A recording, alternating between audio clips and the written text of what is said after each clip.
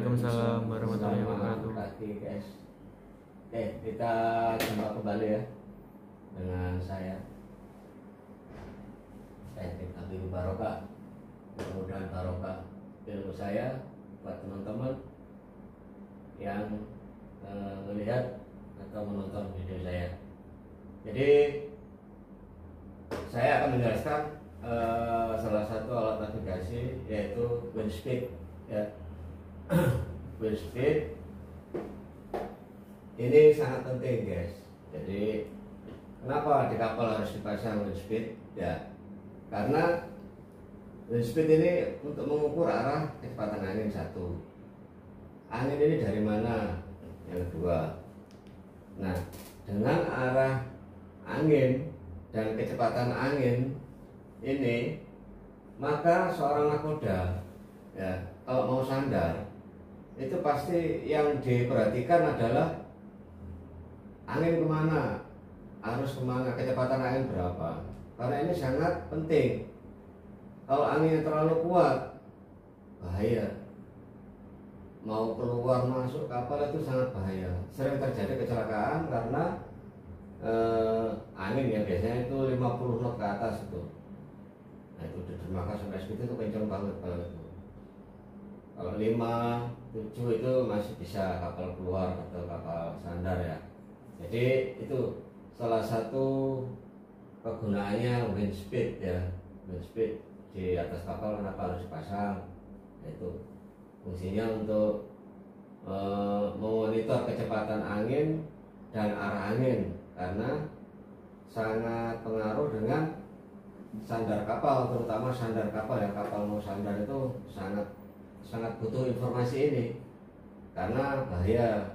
Biasanya itu rata-rata seorang nakoda itu biasanya kalau mau sandar itu pasti lawan arus karena lebih mudah kan. Memang kalau diprediksi dengan kecepatan angin, nah mungkin ada pertimbangan lain atau mengkondisikan posisi kapalnya harus sandar. Mungkin kayak kapal roro itu kan harus sandar kanan walaupun arus kuat, momennya masuk ya tetap harus sandar kanan karena pintunya di kanan. Cuma kalau kapal-kapal penumpang, nah itu bebas ya. Rata-rata biasanya seorang nakoda itu kalau mau nyariin kapal pasti lawan arus. Ini hanya kecepatan angin ya.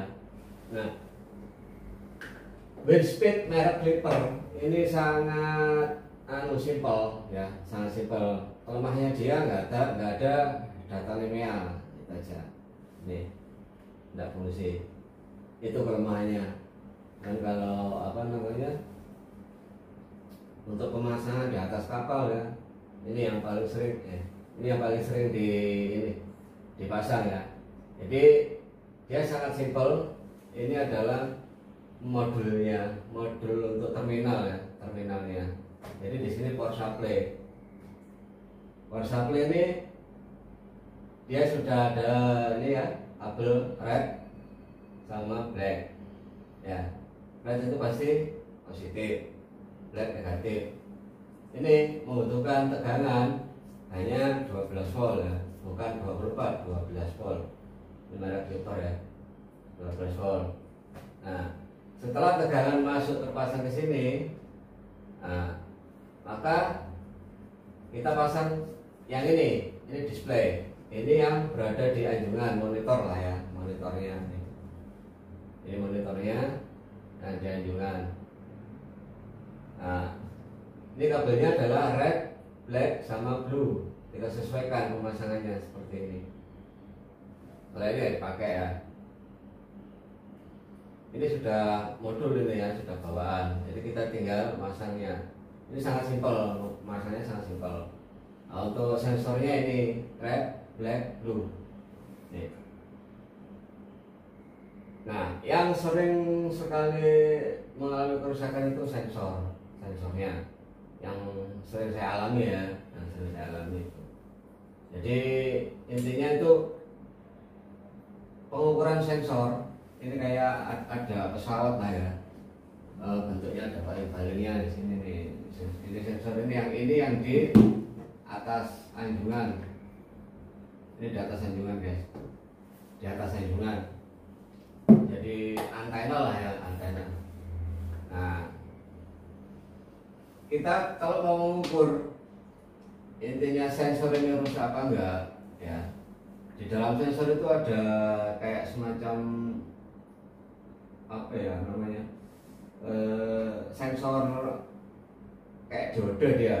Jadi kayak ada apa namanya, saya lupa namanya ya, untuk ini kayak gelas, bentuknya gelas itu biasa dipasang di sensor parabola itu untuk receiver. Sensor parabola untuk apa, putaran berhenti dan tidaknya, itu ngeluarin angka lah ya, ngeluarin angka. Kalau itu putus itu juga rusak, jadi bisa rusak. Jadi pas di paling di apa mangkoknya itu, nah itu di atasnya itu ada kayak fuse tapi bukan fuse itu bisa putus. Memastikan sensor ini rusak atau antena yang di atas ini rusak, kita tinggal ngukur di sini red sama black ini. Kalau dia keluar tegangannya 12 volt ya, berarti sensornya rusak.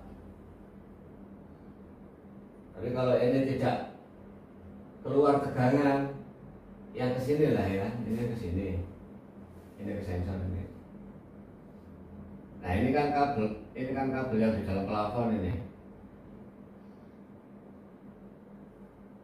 Kita pastikan aja dari sini sebelum sensor ya, ini sebelum sensor, kita pastikan di sini ada tegangan 12 volt yang masuk, berarti ini yang rusak.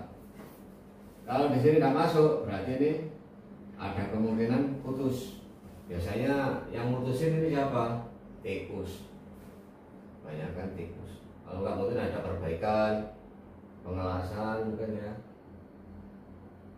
kena las mungkin bisa juga.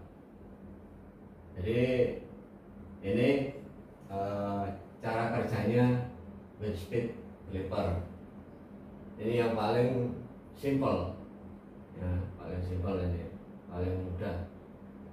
Sampai aja bisa ini kerjain, pasang sendiri, tinggal ngikutin warna kabel, ininya sudah nyala. Ya, kegunaannya itu tadi, jadi kegunaannya sangat penting ya untuk pada saat kapal mau sandar. Udah, mau ditanyakan? Ya itu ya, jadi nanti kalau ke kapal kita lihat barangnya. Karena kan belum lihat ya. Kalau bisa aja sih, sudah di internet tinggal lihat aja wave speed flipper kayak apa modelnya, nanti pasti paham. Ini saya jelaskan hanya rangkaiannya aja, cara masangnya. Ya saya sih ya hanya bagi-bagi ya, saya juga nggak pintar juga. Jadi ini kan ilmu ya, kita sampaikan. Siapa yang mau memakai monggo, enggak juga nggak apa-apa. Saya nggak merasa pintar.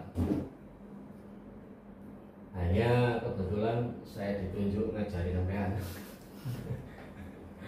Jadi ya mau nggak mau saya harus cari makalah ya, cari apa istilahnya, bahan apa yang cocok buat sampean kan. Teknik elektro ya, paling tidak kalau bisa menguasai navigasi kapal ya sudah, yes, cepat itu cari duit. Oke, terima kasih, itu aja yang bisa saya sampaikan yang mengenai wave speed flipper. Tidak ada kekurangan atau koreksi, monggo dikoreksi. Demikian, assalamualaikum warahmatullahi wabarakatuh. Waalaikumsalam warahmatullahi wabarakatuh.